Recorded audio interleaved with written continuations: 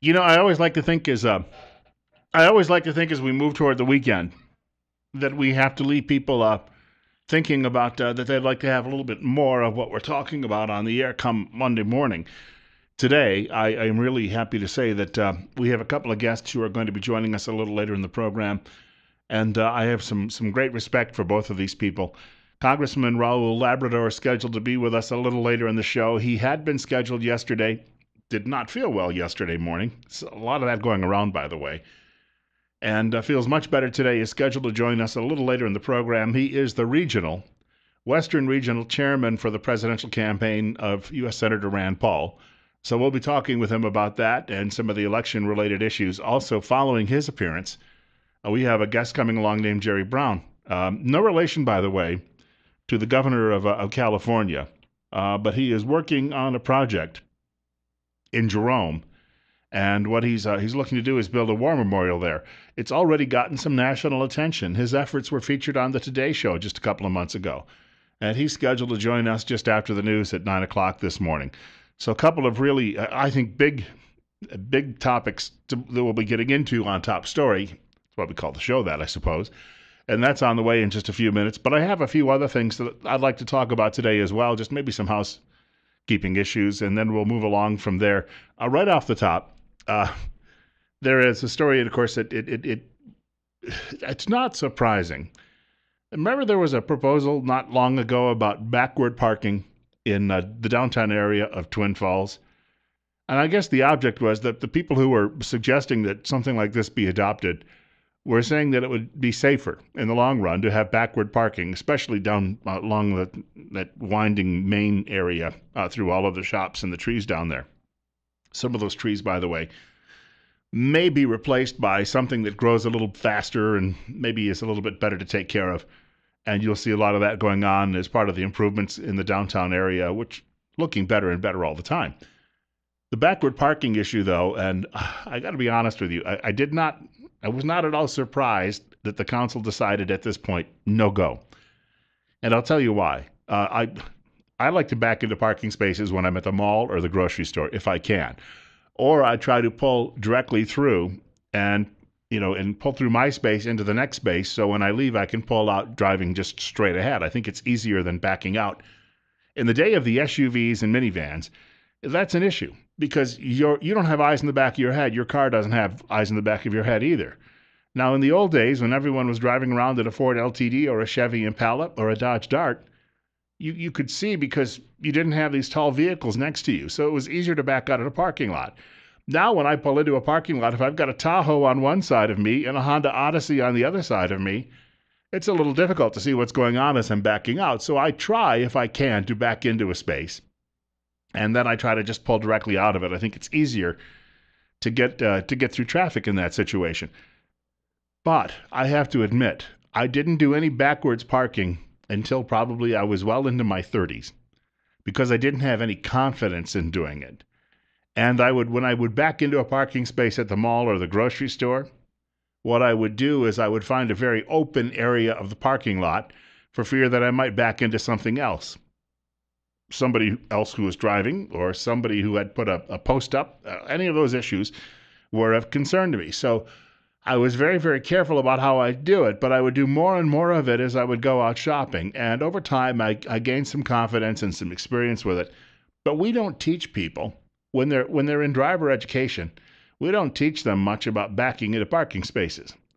And unless you become a truck driver, my Uncle Frank was a truck driver, open road for many, many years, long haul, did some short haul too as well, but mainly long haul. And I was always amazed how he could take that 18-wheeler and back that trailer up and match it right against that loading dock. But again, he said, I didn't do it the first time out. He had to have a lot of practice. Now, he learned a lot of that in the U.S. Army operating heavy equipment. So he managed to get it down when he was young. But a lot of us, we don't have a lot of that experience. And I think from the council's perspective, and as I was talking to people involved in city government over the course of a few weeks on this matter, I got the impression that they felt the same way. Drivers just don't yet have the experience in large numbers to back into parking spaces. Because, again, we don't teach it when we're teaching people how to drive, at least not very often. parallel parking was difficult enough for me when I was learning to drive and taking my driver's test the first time out. Actually, luckily, the only time out. And some people in my high school class had to go a few times, and they're still driving today. I don't know why. But anyway, I'm telling you, it was a good idea that they passed on this for the time being. Maybe it'll be revisited at some point in the future, and maybe we can all on our own go out and start learning how to be better backup parkers. But in the meantime, that one has come and gone, and it was not controversial. I mean, so many issues come along. How you park your car is not necessarily going to be controversial, but I think the right decision was made by the folks at City Hall on this one, and I want to give them a heads up and let them know that it's appreciated, because we were going to have a lot of body shops doing a lot of work and maybe be overworked if this had actually gone through. 812, Bill Colley with you this morning on News Radio 1310 KLIX and newsradio1310.com. And this is Top Story. You can reach our show today by calling us at 736-0300, or you can email me at bill.colley@townsquaremedia.com. And that last name spelled Colley, bill.colley@townsquaremedia.com.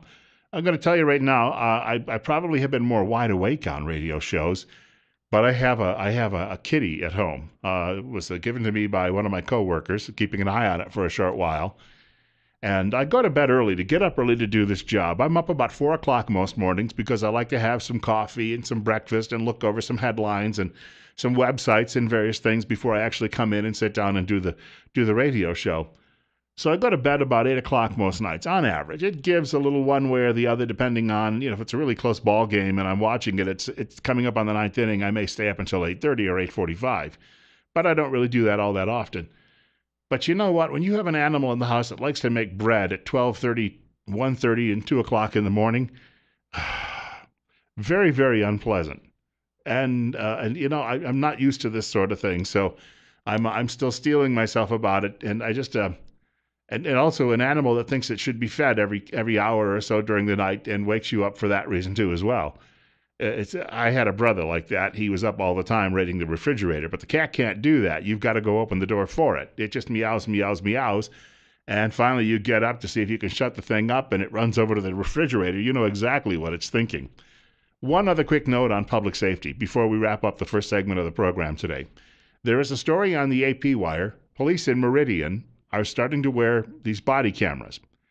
Now, you've got a promotion about this already going on in Washington, where the federal government would like to federalize police departments across the country, because, of course, then they could have more control. In Meridian, they have adopted this notion that these body cameras are going to help police better do their jobs. And some departments, Cleveland, Ohio, as a deal was cut with the Justice Department, because Cleveland, after a police officer was exonerated in a shooting there just about a week ago, it was Saturday morning, I think the jury came back with the results, but he was exonerated, but the Justice Department planned to come in and file civil rights charges. So the city of Cleveland cut a deal, and the police department, the police officers are now walking around with body cameras. Well, right here in Meridian, Idaho, the same thing is going on. And according to the Associated Press today, the police officers can either, if they have glasses on, they can clip the camera to the glasses. They can also clip it somewhere else, perhaps along, already when you look at a police officer with microphones and everything else, these things didn't happen when I was a kid. They're all wearing vests now, and they've all got all of this equipment. They're almost like a robot walking the streets with all of these extras that they have. A miniature radio station going up and down the street. But they do not have to let you know that you are being taped. Now, you may recognize the camera. You may be looking right at it, and you would realize that the thing is on. But you don't have to be, according to the Associated Press story, they do not have to tell you that you are being taped. Now, a lot of people have said this is really a bad idea, that we have to force the police to do this, and that it shows that we don't trust them. But I saw an interesting story online yesterday. A woman had accused a police officer who arrested her of inappropriate conduct. In fact, I think what she was alleging is that the officer had perhaps groped her, copped a feel while he was trying to make the arrest. And this looked like this was going to be one of these stories that was going to be blown all out of proportion, and national media would pick it up. And this is This is going to be another sign about the depravities, according to the mainstream media, that we have with modern police. Well, guess what? He was wearing the body camera, and it shows nothing of the sort happened. Nothing of the sort happened. So here's this woman making all of these allegations. And so they pulled the tape. And the tape shows that he was just perfectly above the board in making the arrest and doing it by the book. And that's a wonderful thing to have that backup or that as evidence, because I've talked to a lot of law enforcers. They come in and out of this studio, but I've talked to them for many, many years in my job. When I was working as a street reporter many years ago, I used to go out and talk to a lot of people at various police departments and the like, and I had friends who were serving on various departments. And sometimes people, when they are in trouble, look, even the best people don't like to say it's my fault or yes, I did it. That doesn't happen very often. That's why we have a court system. Nobody goes into court and says, all right, I plead guilty. Well, rarely does that ever happen. It happened to me once. Way back in, I think it was 1990, I was driving back from a friend's wedding, and I should point out I had been drinking soda. Where I come from, it's called pop, but I had been drinking soda throughout the course of the wedding. I think I had 4 Coca-Colas. I was wide awake. It just was not one of those situations where I wanted to sit around and get all sloppy and stupid. But I was driving back from my college roommate's wedding, and I came down this one road going to my hometown, and I happened to come up on a roadblock. And I even knew the deputy who was running it. And he looked at me and said, Bill, your registration has expired. And I did not realize it. It was July 4th weekend, and it had expired on July 1st, and it just was one of those things. You have a brain freeze, you forget about it. Well, he said, he gave me the ticket and, said you can appear in town court such and such a day. And you know what I did instead?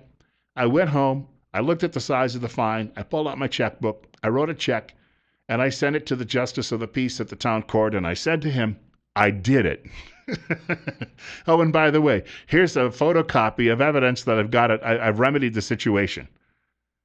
And that was it. That was the end of it. But the problem is you've got a lot of people who think it's okay when they're arrested to claim that they were roughed up or that somebody said something to them that they should not have said. And you know what? From a police officer standpoint, this is why they don't have a lot of trust sometimes any longer themselves for the public.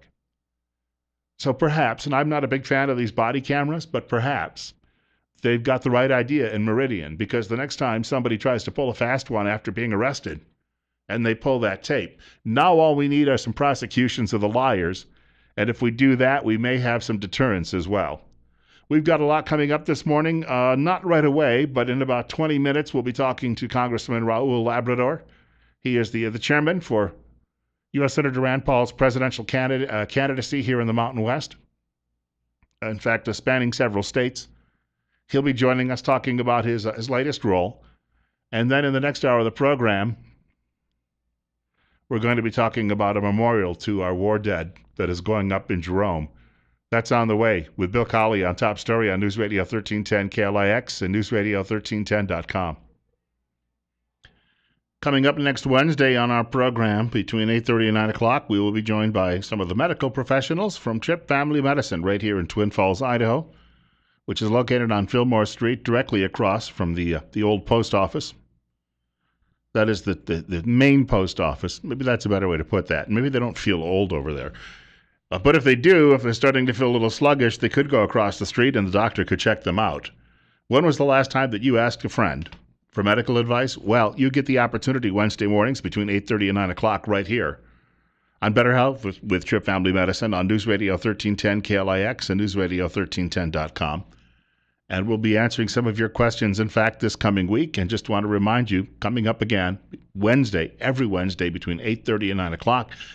And remember, they like to say at the doctor's office, life's too short not to feel good. 824-57, and Bill Colley with you this morning on Top Story. Glad to be here. Always love Fridays. We will be manning, an area. Let me put it that way. I won't say it's a booth. Benito Baeza and I will be joined by some of our cohorts on some of the FM stations in our building, and we will be at City Park tomorrow. We will be there as the parade is going by, of course, and then we'll be visiting with people afterward. And so if you want an opportunity to see what we look like and you'd like to be frightened on a Saturday morning, please drop by. And we promise we'll do our best to do that. I've got a couple of other things I wanted to mention quickly this morning before we start getting into some of the other segments with our guests. There is a story today on the Associated Press Wire that says the entire state of Idaho is in drought. Last year, only 52% of the entire state of Idaho was in drought.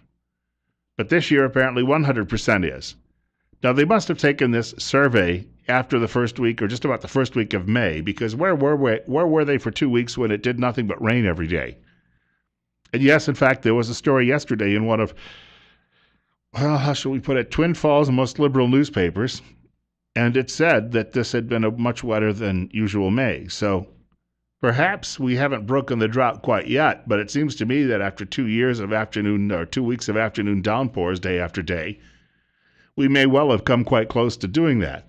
Speaking of which, there is another story out today on Media Research Center's website that says the major news networks are all blaming the drought in California on you.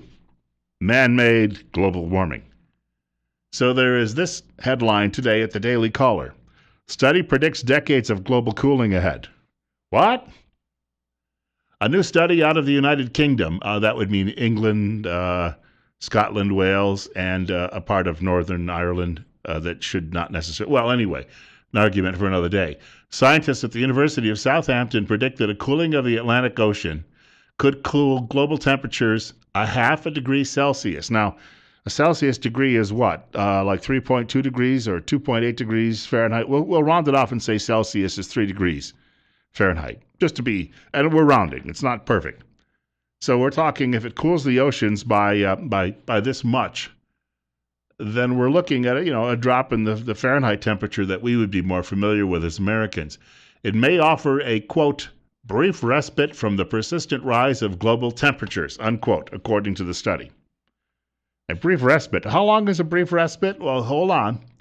Researchers argue that a negative, they call it an AMO, that's their calculations, their abbreviation, will bring, quote, drier summers in Britain and Ireland, accelerated sea level rise along the northeast coast of the United States, and drought in the developing countries of the Sahel region, unquote. Excuse me, but I'm 53 years old, and all my life, that particular area of Africa and these places, the developing world has already been dry. One of the reasons that they have so many problems coming out of the Dark Ages or the Stone Ages is because, well, they're in the middle of the desert, and they have been in the middle of the desert perhaps for millennia. The writer goes on to say, interestingly enough, the study also predicts fewer hurricanes hitting the U.S., a result of a cooler Atlantic Ocean. Atlantic cooling could impact the climate for decades, according to researchers, on timescales. Now, remember, they said this would be a brief interlude in global warming. The study, well, they're all liberals who are doing this study for sure, but it would take 20 to 30 years before the cooling period would come to an end. Well, the global warming hysteria has been going on less than 30 years. So a cooling period that could last 30 years, will that mean that we'll suddenly have hysteria about a return of the Ice Age? Because remember, in the 1970s, that was the prediction. And then within 15 years, everyone said the world is going to fry to a crisp. But here you go. It says this means cooler global temperatures and changing weather patterns could unfold over the next 2 to 3 decades, possibly extending the so-called pause in global warming. And yes, there is a pause. For years, scientists have been debating why satellite temperature data shows there have been about 18 years with no warming trend. Surface temperatures data show a similar pause in warming for the last 10 to 15 years. So actually then the entire global warming period that we've had all the henny pennies have been complaining about, that the sky is falling, didn't even last 10 to 15 years if things have so much cooled down. There is a post it may not be there this morning, but it was there last night at Drudge, where a fellow who has worked as a meteorologist for about 40 years, he was saying, weather is not climate. We keep repeating that. Climate is a series of weather events, but weather is not climate. And he said to blame any storm, flooding in Houston, which gets flooded every few years, even worse than it did this past weekend. He said it's just ridiculous to sit there and claim that that is human activity. But then again, he won't get much more play beyond Drudge. Why? Well, I think you know the answer. Coming up on 8:30, Bill Colley with you this morning on Top Story on News Radio 1310 KLIX and newsradio1310.com. Want to point out Congressman Labrador in about 10 minutes, and then again we'll be talking about an effort to construct a memorial to our fallen. That will be taking place. The work on that project continues in the Jerome area. That's coming up in the next hour of the program. I really want you to stick around for that. I think that we can never, ever quite. I mean, we try our best, but we can never, ever quite show the respect and our gratitude toward the people who've laid down their lives for this country. 8:34, Bill Colley with you this morning. 58. Hey, I'd like to thank you for joining me. First of all, speaking of global cooling, tomorrow and Sunday, you will not notice that. It's going to be in the 80s, which is just perfect when you consider what's going on in Twin Falls for the next few days. I was looking at some of the setup yesterday in City Park for Western Days, and I don't know that some of the hot rods are still in the. I don't think they wanted to leave them in the park overnight. But the porta potties were all set up, and you've already got a lot of the tents set up from various vendors.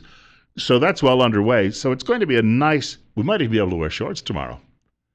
I can show off all my varicose veins. I know that that's what people really want to come by and see. So I just what we may do is we may just have me sit there, prop my feet up on a table so everyone can take a close look. But we are looking forward to this. On the other hand, we had been thinking the heat was going to stick around. That's not true. By the middle of next week, we're going to have cooler temperatures again. So not rain in the forecast necessarily, but cooler temperatures. 8:35 now, and if you'd like to reach our program today, you can give us a shout at 736-0300. That is 736-0300. I mentioned Congressman Labrador coming up in just a few minutes, and he's representing the candidacy of Rand Paul. And we've got, with George Pataki announcing yesterday, I think 146 candidates for the Republican nomination. All right, I better not be facetious because Dunlop will call and be angry and shout and scream and all of that and tell me that I'm hurting candidates' feelings who don't even know me. But there you go. Here's a montage that was put together by the Fox News Channel, and I want you to take a listen to this for a moment. They're all promising something new, but see if you recognize something old in the comments from these Republican candidates. The last race, we changed the debate. This race, with your help and God's grace, we can change this nation. I'm not politically correct. And I'm probably never,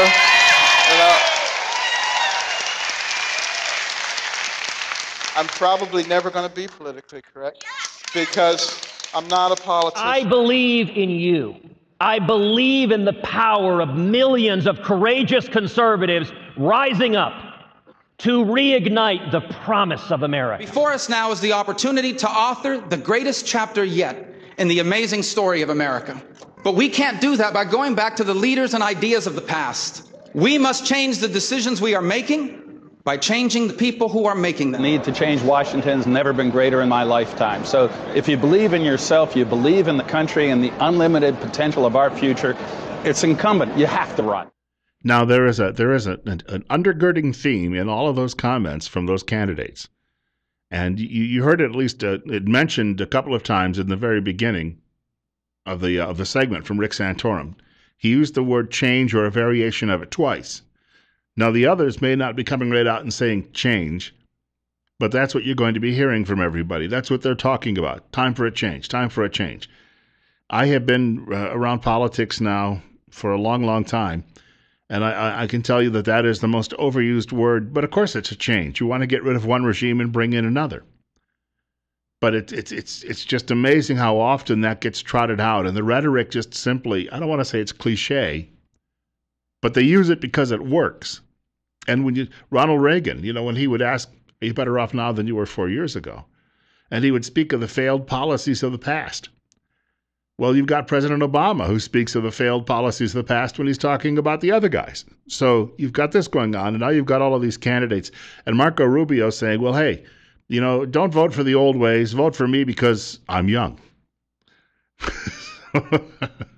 Well, that one's been done before, too. So nothing is really coming out that's wholly original. Not that it has to. Not that it has to. I mean, somebody with a great idea is going to come along and say, hey, it's time for a change. And I think most of us would recognize that. We've reached that breaking point. If you did not know, remember that first quarter gross domestic product report that was so abysmal? And then everyone kept saying, well, yes, but the bad weather in the Northeast combined with the solar plexus taking a kick in the chin above the solar plexus, and then combined with the azimuth connecting with the vermouth and the lindenmuth was the real cause for it. Please don't blame President Obama. We here in the mainstream media never do. There has actually been a revision. You always hear about these revisions. There has been a revision, and the revision is downward. Things were even worse in the first quarter than they expected they were. So there you have it. We are being dealt another, what you'd call, slippery hand when it comes to reporting in this country about how bad things are at the moment. And who knows, if it continues this way, as a friend of mine says, we've not been in recession for the last 3 months. He says we've been in recession for 8 years, and nothing has changed. You can look at numbers and fudge them however you want and say, well, technically, ask the guy on the street tomorrow when you see him at the parade if he's better off now than he was in 2007. See what type of answer you get. Raul Labrador, scheduled to join us in just a couple of minutes. You're listening to Bill Colley this morning on News Radio 1310 KLIX and newsradio1310.com. This is Top Story, 840. I'll tell you something. Long before, of course, I became an Idaho resident, I knew who the following individual happened to be because I saw him quite a bit on television and could read about him in many publications. He might be the most... from a perspective on a national level, he is perhaps the best-known legislator to come out of Idaho since the days of Frank Church. It's 8:44:58 at our studios. This is Top Story on News Radio 1310 KLIX, as well as online at newsradio1310.com. And we'd like to welcome Congressman Raul Labrador to the program. Welcome, sir. Thank you for having me on your show, Bill. I was going to say, I hope you don't mind all the praise, but it does seem that when I turn on some of the television programs in the evening, cable news and the like, I see you quite a bit. Well, I do a little bit of TV, and it's been nice that the national media has been interested in Idaho. Every time I go on national TV, I try to talk about what's important about Idaho. I even get some people in Idaho mad because I want people to move to Idaho.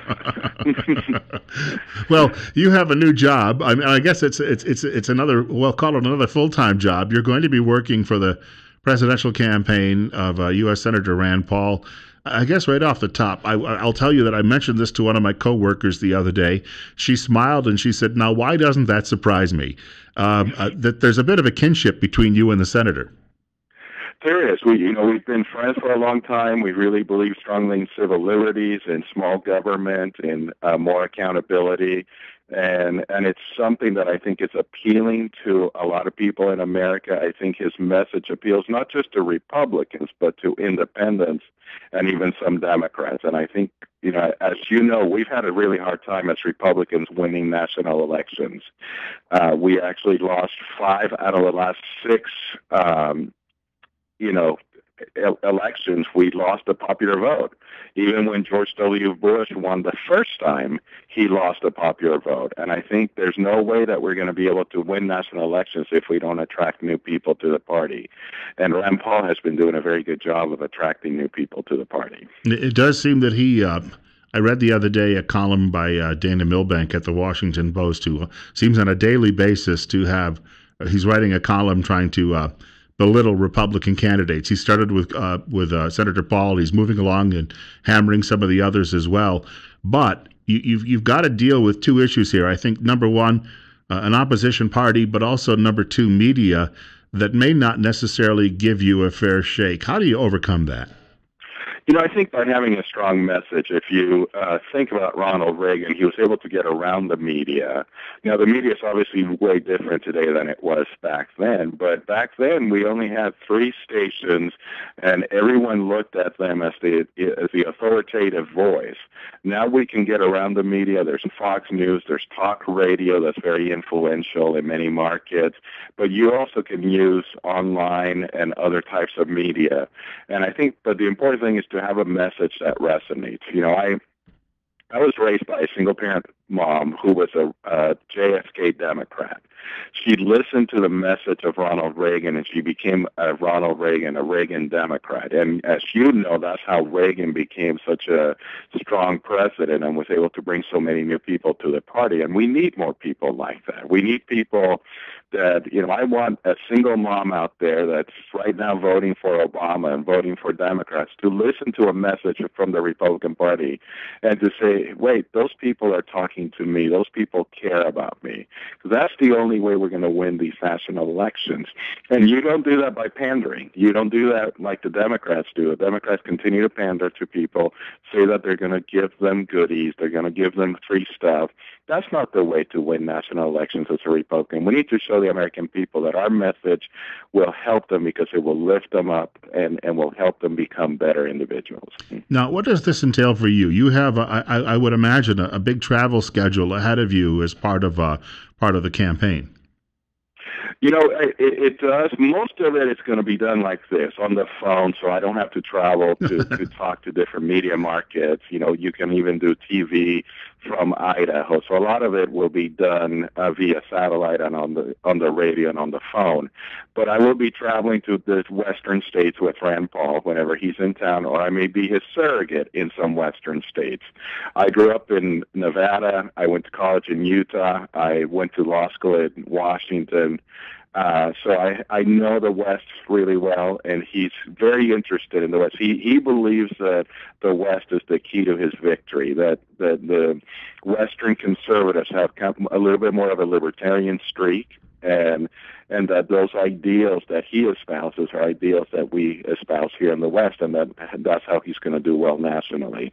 So I will be traveling some, but I will be doing that on my free time, on the weekends, on times, it may take away from my own campaigning a little bit, but that's okay. Our guest is Congressman Raul Labrador. It's coming up on 10 minutes from 9 o'clock, 59. You're listening to Top Story with Bill Colley on News Radio 1310 KLIX, as well as newsradio1310.com. You mentioned your familiarity with the Western states, and I was reading something not long ago, and it mentioned that when Barry Goldwater was still in the Senate, that he could travel easily from Arizona to Nevada to Idaho, and that he found kindred spirits. And in fact, I would say that it's likely that Senator Paul is almost an inheritor of the type of libertarianism that was the rugged libertarianism that was really how you would define Barry Goldwater. Would you agree with that? Oh, absolutely. Absolutely. That rugged individualism that we have here in the West, I think that is espoused by Barry Goldwater, and that Reagan then inherited that Reagan, was, Barry Goldwater obviously did not do very well in the national election, but he was the one who was able to open the door for somebody like Reagan to move forward and to win a huge national election. But also what Reagan had that I think the Republican candidate, whoever the Republican candidate is, and I hope it's Rand Paul, will have is that, he followed somebody like Jimmy Carter. And it was easy to talk about the distinction and the contrast between the two parties. And that's what we need. We need somebody who can articulate that contrast and can articulate why these policies that we advocate for are good and why we want new people in the party, why we welcome all those people. There's going to be a lot of chatter about this if Mr. Paul wins the nomination, that he will be looking to balance his ticket geographically. That's what usually happens. So I'm sure you're getting a lot of questions along those lines.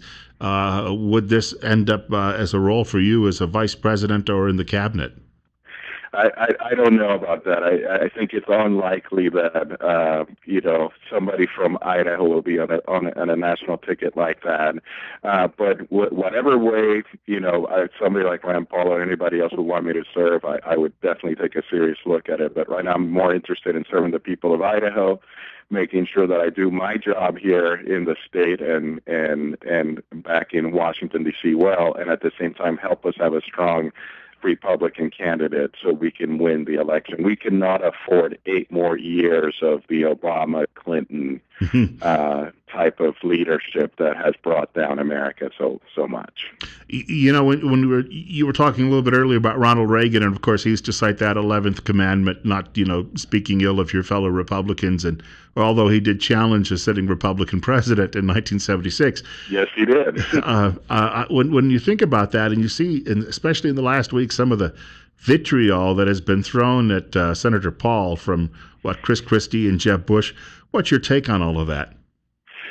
Well, two points on that. Number one, remember the 11th commandment, some people misunderstand that. It doesn't mean you can't challenge somebody. It just means once the primary is over, you need to get behind the candidate. You need to make sure that you don't go out there and weaken the candidate by continuing to complain about the candidate. Because that's what he did. Remember when Reagan supported, he ran against Ford and then immediately turned around and 100% supported Gerald Ford in the presidential election once he lost. So that's number one. But number two, I think it shows that people are scared about Rand Paul. They see him as the person who's probably the most likely to win because he's different enough from all the other Republicans. All the other Republicans are too similar, and they have a similar message. So they're going to go after him on some of the issues where he differs with them.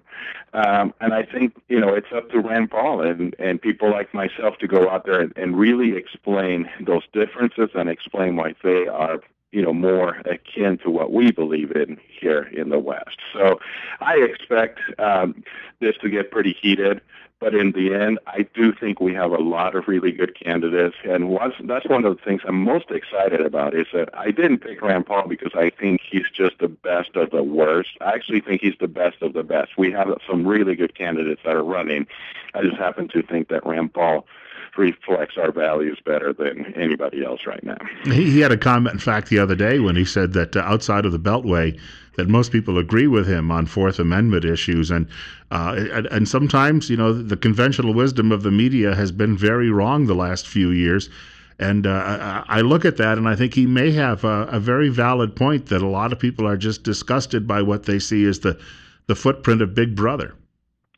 Absolutely, and we as conservatives are always complaining that the government is too intrusive, it's too big, that we want to rein it in. Well, we want to rein it in all areas. We want to rein this in the spending. We want to rein in the authoritative nature of the government. We want to make sure that we protect individuals and in their property and in their security. We want to do all those things.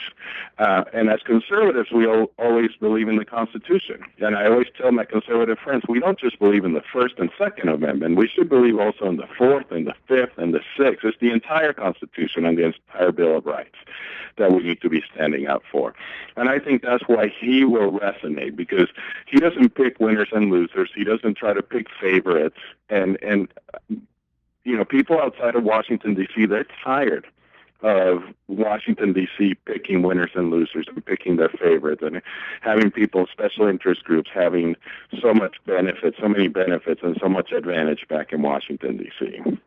Earlier, when you mentioned that it would be unlikely that they would ever look at someone from Idaho as a vice presidential candidate, I assume that's because of the limited amounts of electoral votes here. But if it's not too much praise, you aren't just any ordinary member of the House of Representatives. And so I bring that up. I mean, you're an attractive candidate for a number of reasons. Number one, Latino background. Number two, you do have strong ties to the same people that he does around the country, and you're a national figure. So does that trump those 4 electoral votes? Well, I don't know. I'm not going to speculate on that. I think it's very unlikely, that something like that were to happen. But it's very kind of you to even mention it. Well, I hope we get to chat with you again sometime soon. I know as the campaign really heats up. The first big event is coming up with another one of those many Republicans seeking office, and that is, of course, Senator Rubio. And I would assume we'll be seeing a lot more of the candidates passing through the area as well. I think so as well. I think it's a good thing. Idaho has made some changes to our presidential races, and I think that's good for Idaho. You've seen Marco is going to be in Idaho here in a couple of months. Rand has already come. The last election, we had every major candidate come to Idaho, and that's because we moved up the presidential nomination process here, and now we're going to have a primary early, and I think that makes a big difference because then Idaho now is becoming part of the national conversation. Well, Congressman Labrador, I'd like to thank you much for taking some time out with us this weekend, and look forward to talking to you again soon.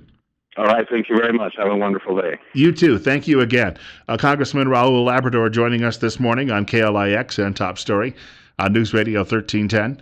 KLIX and newsradio1310.com, and of course, taking a few minutes to talk about his new role as the Western Region campaign chairman for U.S. Senator Rand Paul, who, of course, is running for president. So we'll hear from him, I'm sure, as the campaign, as I said earlier, heats up on a frequent basis as we move toward the election year. It's hard to believe, when we sit here and say election day is 18 months away. But time will fly, and then all of a sudden we'll be into the primary season right here in Idaho and beyond. And it's going to get very interesting because there will be at least, I think, probably 15 Republicans who are seeking that office, the office of the presidency, before we wrap this all up. 8:58 coming up on 8:59. Right now, 60. We have a very special guest coming up in just a few minutes. He's going to be talking to us about an effort that he's working on in the Jerome area, which is very special to him. And it's a war memorial that he has been working on. Details after the news at 9 o'clock from Fox. You're listening to News Radio 1310 KLIX.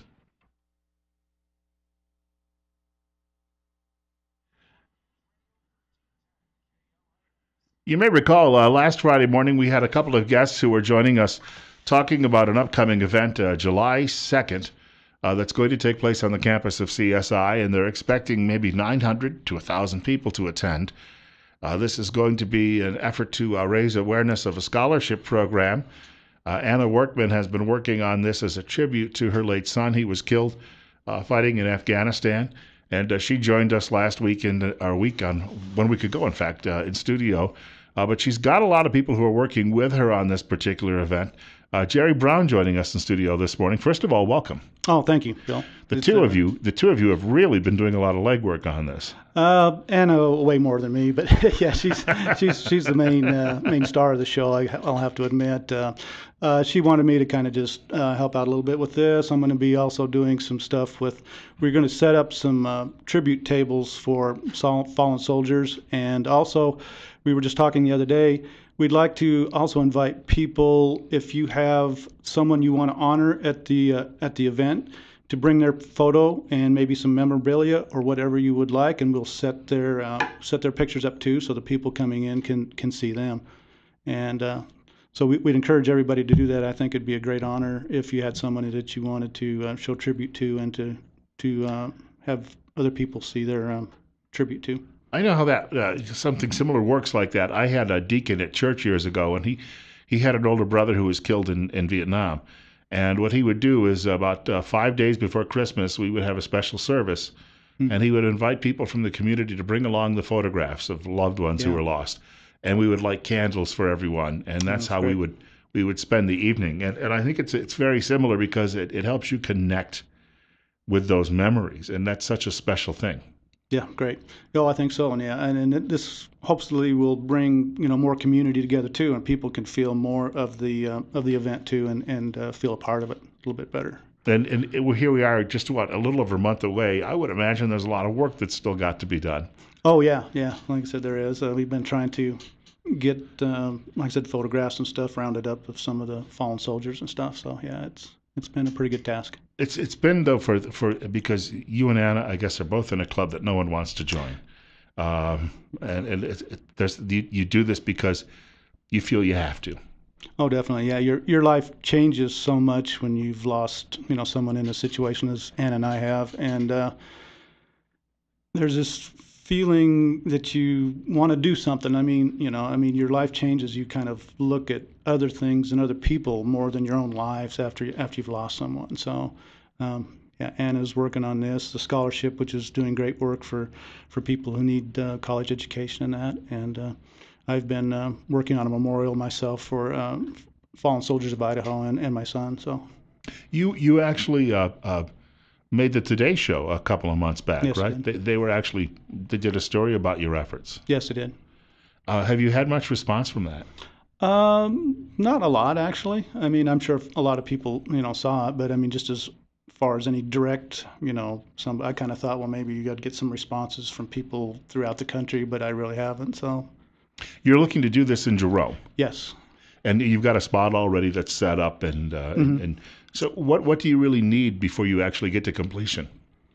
Well, right now I just started, about a month or so ago. I'm physically building the wall. There's going to be a wall that will have all the names of the fallen soldiers of Idaho on it, and so I've started building that. So that's been a pretty good project. The statue it's at the foundry now, so it's pretty much done except for just being the casting, and then we're going to sell brick pavers, and so there'll have to be a place for the pavers, and the wall and all that will have to be built. So that's. I would assume you have a lot of support from people in the community on this. Yes, it has been, yeah. And anyone who wanted to see the construction as it was going on, where would they go specifically? Well, right now I'm building the wall is actually being built at College of Southern Idaho. Jeff Fox was so gracious to allow me to use their facilities there, and it's going to be a pretty big wall, so couldn't quite build it in my garage. So yeah, and it's been a real pleasure working down there, and hopefully I'll get some of the students to help me out, and it'll be kind of a project for them too. So, in other words, they'll learn a little bit about maybe some building trades, but also, I think that it's going to be a moving experience for them too. Yeah, hopefully so. Yeah. When you're dealing, I think, with the students at CSI. There's a different level, I think, too, of appreciation. If you were to go to a large university, Washington State or somewhere, or some of the universities in California, you might see a different mindset. But I've noticed that the students at CSI are very much salt of the earth people. I mean, they have an appreciation for what other people have done, the sacrifices that they've made. Truly, yeah. I actually attended CSI over 10 years ago. Yeah, it was one of the greatest experiences of my life. Yeah, it's so much more of a personal atmosphere, and you get to know the teachers are involved and everything. It's a great experience. Yeah. Could you tell us a little bit about your son? What type of man he was? Oh boy, Dan was. I know he's my son, so I guess I'm a little biased, but he was one of the greatest sons the guy could have. I guess he was. After his death, I've been so amazed by so many people who have called me and contacted me and say that Dan did so much for them and that he actually changed their lives, and that's the kind of a guy Dan was. I mean, he's definitely a people person. I've heard a lot of stories of parents who say their son knew that they were going to be a Marine or an Army soldier all their lives and stuff. Well, Dan wasn't that way. He just, after 9/11, decided to obviously join the Army, but Dan was a people person, and I know that's one reason why he loved and went into the military, was just to be able to, in the military, you're pretty much around people all the time, and I think that was his true love, was helping and being with other people. Most of us cannot imagine, what that feels like when it happens, but I would say that, as you mentioned, the people who've told you about him and the impact he had on their lives, that there's something that there's a pride that you may have had already beforehand, but I mean, it's just because I'm sure some of the stories you're hearing are just even a surprise to you too. Oh, definitely, yeah. It is, because I mean, Dan was in the military for 9 years, and only saw him 30 days a year, pretty much. So yeah, I mean, you don't get that kind of feedback from your son. He doesn't come home and tell you all these kind of great things that he's done. So yeah, I mean, it's really heartwarming, and it's such a blessing to know that he did touch so many lives. In fact, I've noticed that with friends of mine who have served. A friend of mine is stationed in Alaska right now. He has been, alternatively, he's been moved around quite a bit. When he was with the 10th Mountain Division, he was in both Iraq and Afghanistan, and he was working graves registration in his unit, and he doesn't talk about it. It was a very moving experience for him. But even then, he doesn't talk a lot about just the daily things that he did. But I'm sure that if people who served with him, if you said, what type of man is Andrew, that's his name, what type of man is he, they would give you a few hours of detail. Yeah. And I think, but it's the young men and women who are coming back don't really share a lot of those stories because I think that the bond that they have with the people they serve with is important, but it's different when they come home. It's a separate, and I think that you probably saw that in those 30-day leaves. Yeah, exactly. Yeah. I don't know if it's not a pride. I mean, it's just the opposite of pride. I mean, they do their job and they do it so well, yet they don't brag about it. I mean, they just do it because they love doing it, is my feeling. And that's nothing that they brag about or really want to talk about. But yeah, it is. I think so many times when you talk to them and they'll just say that it's my job. And yeah. One of Dan's friends told me once that he, she asked him, well, how come you're still in the military, and he says, well, because I'm good at my job. And I think that summed it up a lot. I mean, that's what Dan did, and he took a lot of pride in what he did.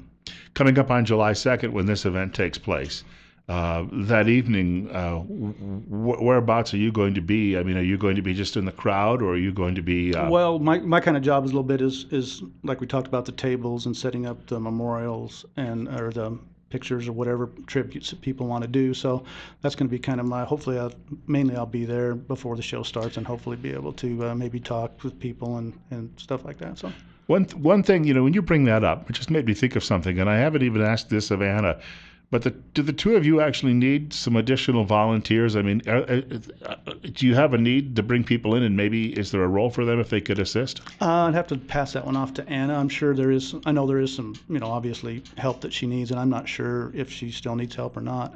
I'll have to kind of pass that one off to her. But I'm sure if somebody would like to help, I'm sure there's something we could find for them to do. That would be awesome. Whenever I've worked on a project in the past, if someone wants to come along and pitch in, it always seems that there's more work that can grow from that. Oh, definitely. Yeah, you start off with oh yeah, this is covered, that's covered, but when you get right down to it, you go, man, I am not ready for this. So, that's been my experience anyway. Is this the first time you've been involved with the program, the project, or? Yeah. She had Oliver North came in last year and had a program which was awesome we went to, but yeah, I wasn't involved in any of the help with that. So I hear that he was just a phenomenal speaker in that situation. Yeah, and he's had so many experiences that relate, and he has a heart for the military and our soldiers so much. Yeah, it was a great show. I had a friend of mine who he served in he was 22 years between his service in Vietnam and then of the first Gulf War, and I got him tickets to go to. Oliver North was speaking at a Republican dinner, and I got him tickets. And so my friend went, and he was getting his book signed. North had a book, and he wanted North to sign the book. And when North immediately recognized some of his, it was obvious that he had served because of his hat and some other things. And he said, tell me about your experience. And the more they talked, North said, tell you what, he said, Harold, I want you to sit with me tonight. No, cool. And so the three of them, they were sat at a head table. It was my friend Harold, Colonel North, and the local congressman. And the local congressman never got a word in edgewise as Harold and the colonel talked about their war experiences. Yeah. And again, that goes back to that bond that these people have. Oh, yeah. Yeah, there's the bond that is, it's been something I've kind of learned about a little bit, obviously, from my son being in the military, and especially after he was killed. But the bond that is there is to me what drives most of our soldiers is the bond with their other soldiers, and to always have their back, and to and to take care of them. I mean, that's what they do. I think I remember hearing from watching a segment of Andy Rooney about 20 years ago, and he was talking about his experience in World War II, and said people say man can be at his worst in war, but he said, I'm going to tell you, he's also at his best. Yeah.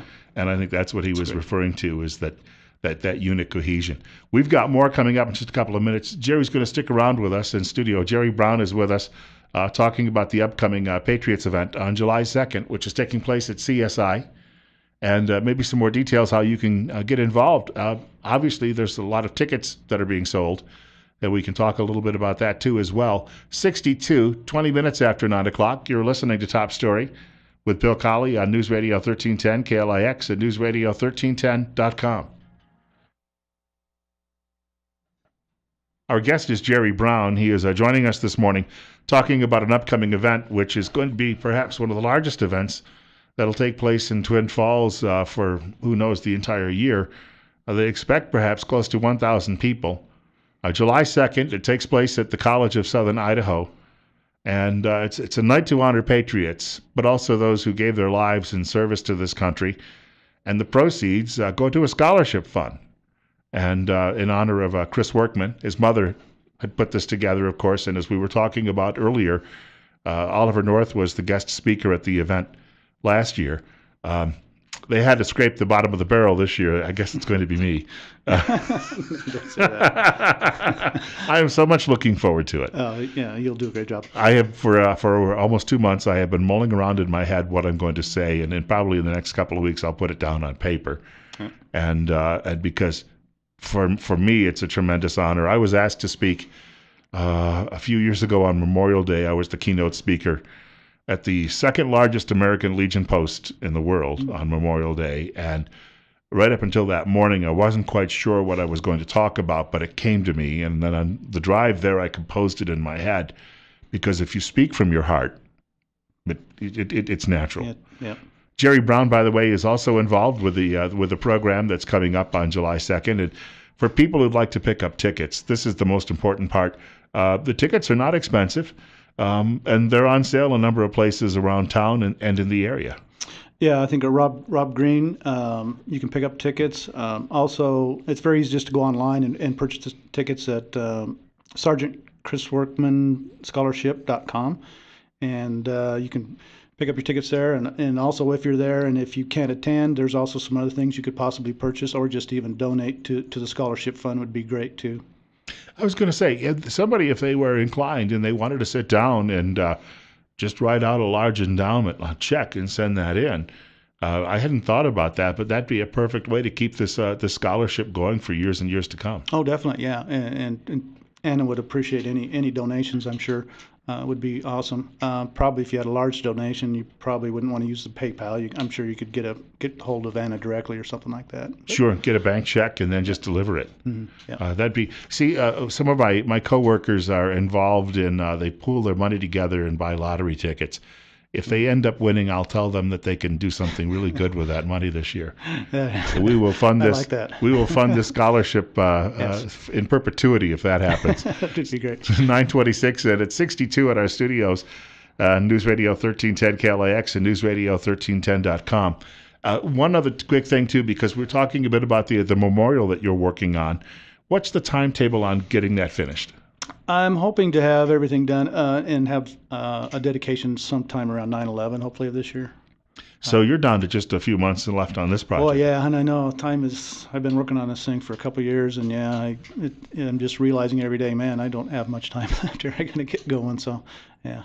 Whereabouts in Jerome? I mean, if people are going to be looking for that spot, whereabouts in Jerome? It'll be at Forsyth Park, which is it's about a mile north of the high school, and it'll be right there in the park, so close to where the ball fields are and playground. I kind of wanted to have a place where hopefully kids can come over and look at it and even climb around on the statue or whatever. I want it kind of to be an interactive type of thing instead of just a plain memorial. So, when you mentioned that being near where you'll have children seeing it, when I was a little boy, my elementary school was across from the high school, and when we had to go to a play or see something in the auditorium, they would take us across the street to the larger school, and there was always a large monument there, and it was dedicated to all of those who died in World War I, World War II, Korea, and then they were adding names for Vietnam. And what always struck me was when we would walk there, I'd look down and see those names at the base of the monument, and some of those were the same last names of some of the kids who were in my class. Oh, man. And it gave you a whole new sort of perspective on who was involved and who was doing the fighting for this country. And they've since moved the high school. They combined it with another, but that memorial still stands there because the old high school is now the elementary school.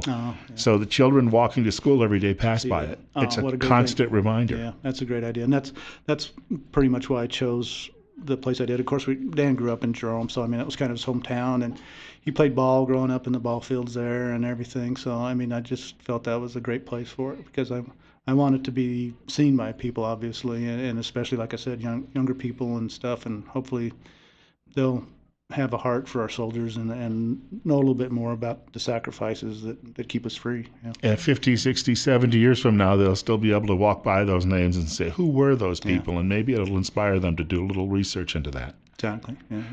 I want to thank you for coming by today. Oh, thank you. We did not mention, we should just maybe mention it quickly too, that very night of that event, July 2nd, Madison Rising is going to be playing a phenomenal band named after, by the way, James Madison, which is the tie-in to the Patriot nature of all of this. And as I've said, I've heard them play before. I would highly recommend anyone out there who has a taste not only for music, but as well as patriotic music. These are the people that you'd like to see. Jerry, we'll talk to you again, I know, sometime soon. Yes, we will. Especially just before September 11th. Yeah. And we'll, in fact, we'll help people round up and get you some people to maybe help you put in the last few stakes or whatever you need at That'd the point. be great, yeah. All right, super, thank you. We have a check of, well, tell you what, coming up in just a few minutes, I'll share with you a couple of thoughts closing before the weekend, before Western Days. Also, Mike Gallagher in the next half hour of the program. It's 63, 9:30. Bill Colley with you on Top Story on News Radio 1310, KLIX, and newsradio1310.com. You know, 80-some degrees tomorrow, 85 degrees on Sunday, and we've been telling you that hot weather means, of course, that sun is going to be baking through the windows of your office or your house. And, you know, I go to the mall every now and then. Well, I went to see a movie a few months ago there. Actually, I went to see American Sniper. I haven't been back to the movies since. But you'll see the people who park in the lot, and you'll see the ones they put in those great big screens in the windows so they can try to keep the heat down, and when they come out that the car is not, you know, baking like a convection oven. Well, why not just go with a permanent tint? And we've been mentioning Tint Lady the last few weeks on the program. This is an opportunity for you if you'd like to reduce some of those bills for heating around the house or the office. Put some window tints in. They also give you a little bit of privacy, which most people seem to enjoy. You don't necessarily want the neighbors knowing everything you're doing, even if you're not doing anything wrong. We want to make that clear. You just don't want them to see, you know, if you're cooking dinner, you'd like to do that in your own personal privacy. So there you have it. So what you can do, if you would like to go ahead, and perhaps this weekend will be a reminder, hotter weather is on the way, that you'd like to keep your house a little bit cooler or the office cooler during the course of the summer and save on those electric bills, you can give Tint Lady a call, schedule an appointment, because they do appointments on Saturdays. The telephone number is 736-8469. Also online at tintladyidaho.com. Can I also mention, too, as well, as long as we're on the subject, you can drop by the business Monday through Friday, 9 a.m. to 5 p.m. They're located at 1887 Highland Avenue East in Twin Falls. Do want to remind you they're closed on Sundays. Don't squint, get tint. Bill Colley with you this morning on News Radio 1310, KLIX, and newsradio1310.com. You can reach our program if you are so inclined today by giving me a yell at 736. Well, you don't have to yell, although sometimes it makes for good radio. 736-0300. That is 736-0300. Also, my email address is bill.colley@townsquaremedia.com. The last name is spelled Colley. There you have it. So tomorrow morning, I think about 8:30, 8 or 8:30, we'll be gathering at City Park. Well, what's going to happen is over at KEZJ, the crew from there is actually going to be up at Idaho Joe's. So if you'd like to give an earful to Brad and Jackie, please just remember Jackie will give it back. But if you'd like to give them an earful, you can drop by and say hello there.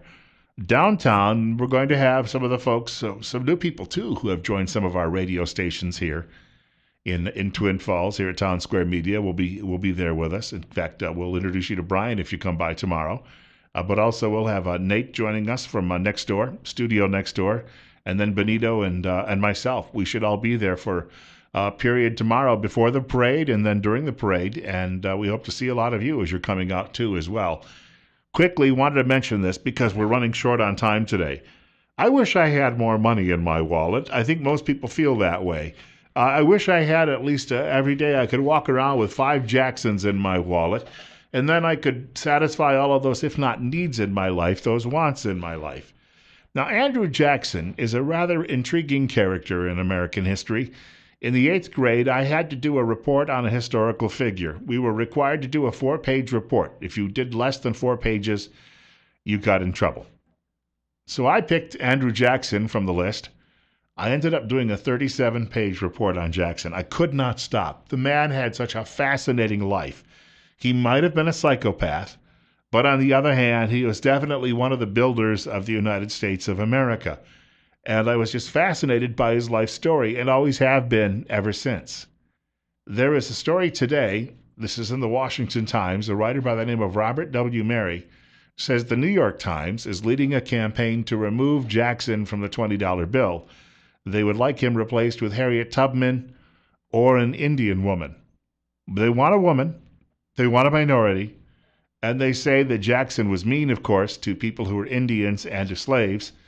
He did fight Indian wars, that is true. We don't know that he was mean to the slaves who lived on his plantation in Tennessee, but the inference being that holding a slave somehow makes you a bad individual, right? It certainly does in the year 2015. However, the writer points out that in Jackson's era, slavery was still common not only in the United States, but in many, many places around the world. And did you know today it is still common in various parts of the Middle East and Africa and other areas of Asia? And unfortunately, we have a culture that tries to judge people, the writer says, by today's standards and not by the standards of their own time. In Andrew Jackson's time, that was not considered unusual. There is a great writer, he's now since passed away, by the name of William Manchester, who wrote great biographies of Winston Churchill and, I believe, Douglas MacArthur, and was one of the best writers, I think, of his age. But he was very liberal. Manchester was considered to be a very liberal guy. However, he also said at one point, when he was writing one of his books about Churchill, because Churchill was known to be somewhat of a racist, as many of the men were in his generation in England. And his comment was, you cannot judge people. It's like trying to judge somebody from the year 1500. Community standards in 1500, 1530, 1550 were vastly different than they are in 2015. And to sit here and say, well, you know, for political correctness, we are going to start changing the faces on our money, seems to me to be a little bit overboard. The writer here says the same thing as well. 20 minutes away from 10 o'clock, 64. Bill Colley with you this morning on News Radio 1310, KLIX, and newsradio1310.com. Hope to take some of your telephone calls before we wrap up today as well. Here's something we'll likely be talking about next week. I have a quick note here, and we'll get some more details on it, probably before the event takes place because it's a week from Saturday. The Vietnam War 50th commemoration event is taking place June 6th in Twin Falls City Park. Veteran motorcycle procession through town. There will be some music, lunch. You can meet local Vietnam veterans and welcome them home. About time, right? And so we'll likely have some more details. June 6th, of course, also really becoming, I think, in many respects, a forgotten day in this country. But it was, it'll be 71 years since the troops hit the beaches at Normandy on that very same day. I've been reading the biography of Curtis LeMay that was written about 5 years ago by a former reporter, I believe at NPR. But the guy actually seems to have liked LeMay. And right after Normandy, I thought was one of the great stories in the book. Right after Normandy, LeMay was unusual. He was one of the youngest generals in the U.S. Army Air Forces during World War II. He'd been promoted. At one point, he was a colonel, but he was actually supervising people who had higher ranks than he did. So the military realized that's a mistake, so they promoted him quickly to brigadier general and then just kept moving him up and adding stars to his shoulders. So LeMay, who was unusual in the sense that, like a lot of commanders who would sit back in England and just wait for news about what their bombers were doing, LeMay would sometimes personally fly or be the co-pilot in the lead plane. And to better help build formation, sometimes he would climb up into the turret atop the B-17 and fly there. But after the invasion of Normandy, he'd never been on the ground and seen a shooting war, so he wanted to go see one. So he and a friend commandeered a small plane, flew to Normandy, and then they started walking. And they were going back and forth in areas where they didn't know which side of the lines they were on, and they found an abandoned German Opel. That's a car. And they literally stopped and they were fixing it, repairing it, because they wanted to drive around and do their own reconnaissance. And the story goes a captain and a group of his men came out of the woods, and they had been landed on the beach, and they were shocked to see these two generals. Well, they helped them fix the car, even as they were under shelling from the Germans. And LeMay never told his superiors because Hap Arnold and some of the guys would have been very angry with him for that particular situation. 9:46. We have a caller with us on Top Story. You're on the air on News Radio 1310 KLIX. Yeah, I was just calling about your last story about the president on the money. You know, here we go. This PC stuff. It's horrible. Everybody just keeps going and dwelling on what has went bad in our country. There isn't an immigrant here, legal or not, that if they did their history would find out that their own people did bad things and that they fought for land and everything else. We're supposed to learn from history, not beat ourselves with it. I read something one time in a history text that said that man has been moving westward ever since really the Mongol invasions several hundred years ago, because they kept pushing people across the steppes of Russia and Ukraine and through Europe, and then people just kept getting pushed more and more west, and there were invasions. You may even go all the way back to the invasions of the Roman Empire, but people kept moving westward, and eventually they moved across the oceans as well. And there's also reports that the people who came here across that land bridge across the Bering Straits and then fanned out across two continents, that they may have actually eliminated people who were coming from Europe across the land bridge through Iceland and Greenland, which would have meant that Caucasians who had settled in Virginia got wiped out by people coming the other direction. So this is part of human history. Yeah, and it's all over. I mean, they sit here and picking on our past history, but yet there's groups of people still doing it today and taking people from our country to do it. And they're selling these people for sex, for all kinds of stuff, but yet they're dwelling on what happened long, long ago. Yeah, in 1835. None of us were around at the time. Right. Hey, thank you. I was at home. I had homework to do. I was not partaking in any of those Indian wars that were being conducted by the then president of the United States. I remember years ago, I had a guy call up my show one time, and he said to me, he opened it up by saying, well, when we were in slavery, and I said, well, wait a minute, how old are you? And he said, I'm 28. And I said, when were you in slavery? The thing is, we have so many people who are looking for a reparation because 300 years ago, someone who looked like me was mean to someone who looked like them. But it's got nothing to do with any of us. And unfortunately, since we don't teach personal responsibility anymore, people are always looking for some reasons for their own failures, and they're pointing the finger at someone else, even if it has to be 150 years ago or 300 years ago or 500 years ago, and saying we can't get our lives started because of the legacy of... Tell you what, turn off the television, put down the crack pipe, whatever else you're using for your pleasure, and just go out and do something about it. Crying out loud, there's so many opportunities, even in a bad economy. And if people would just be a little bit more, how shall we put it, entrepreneurial, or use their noodles a little bit more often, they might come up with something. The Huckabee Report is now called Mike Gallagher. That's coming up in just a few seconds, brought to you exclusively by the financial advisors at Waddell & Reed in Twin Falls. You can reach them by calling 736-6563. Once again, Mike Gallagher, brought to you exclusively by the financial advisors at Waddell & Reed in Twin Falls, 736-6563.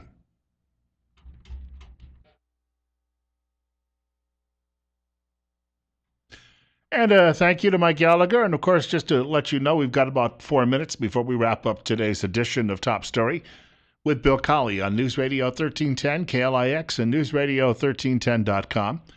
If you have a question or comment in the waning minutes, we should put it that way, waning minutes of the program, feel free to give me a call at 736-0300. Otherwise, keep your peace until Monday. But you know what will happen? Since we're going to be at the parade tomorrow, we will see some people who will, but the thing is, it's a parade. I'm off the clock. I know it may be hard to believe.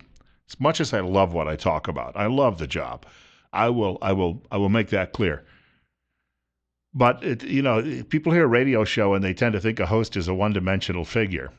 I had a friend I worked with in talk radio about 10 years ago, and he said, yeah, I go around town, I hear all these awful things about you. He says, but you know what? He said, I know it's not you. But people listening to a radio show, they make a judgment or think that I go home and I sit down in the living room and I sit there and I just start contacting all of the extremists around the country saying, all right, what's our plan for tomorrow? But I actually prefer to go home, watch a baseball game, have a slice of pizza, and on weekends go to the movies or go to the mall or go for a walk, or tomorrow go to a parade, which to me is a lot more fun sometimes than doing all of these other things. Never